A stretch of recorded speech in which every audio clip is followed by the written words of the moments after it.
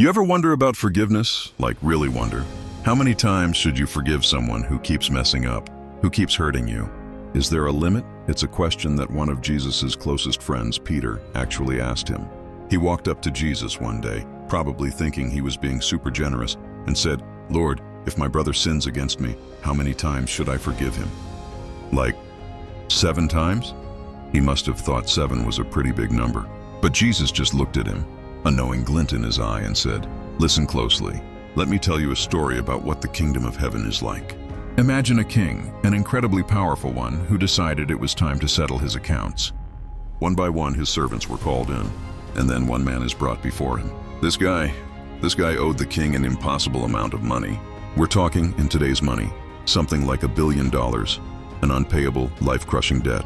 The king looked down from his throne, and his voice thundered through the hall, "Pay what you owe." The servant was frozen. He had nothing. He was completely broke. So the king delivered the sentence, "You, your wife, your children, and everything you own will be sold to repay your debt." The man's world collapsed. He fell flat on his face, his voice cracking with desperation as he pleaded, "Have mercy on me. Please, just give me more time. I'll pay it all back, I promise." He knew he couldn't, but what else could he say? And then something amazing happened. The king, looking at this pathetic, broken man on the floor, felt his heart stir. Not with anger, but with compassion. He looked past the $1 billion debt and saw a human being in despair. And the king said, "Stand up. You're forgiven. Your debt is erased." Just like that, $1 billion wiped clean. The man was free. He walked out of that throne room with a second chance at life, a gift he could never have earned or repaid. But that freedom didn't change his heart. As he was leaving the palace, he spotted a fellow servant, a guy who owed him some money. Not $1 billion, more like 20,000. A lot, sure, but nothing compared to the debt he'd just been forgiven. Did he show the same mercy he'd just received? No. He ran up to the man, grabbed him by the throat, and started choking him, screaming, "Pay me what you owe, now." The second servant fell to his knees, using the exact same words the first servant had used just moments before. "Please be patient with me. I will repay you." But the first servant's heart was a stone. He refused.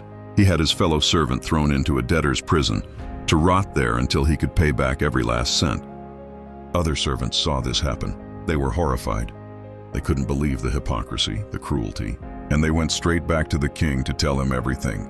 Music swelled slightly. The king called the first servant back, and this time there was no compassion in his eyes. "Only righteous fury, you wicked servant," he began.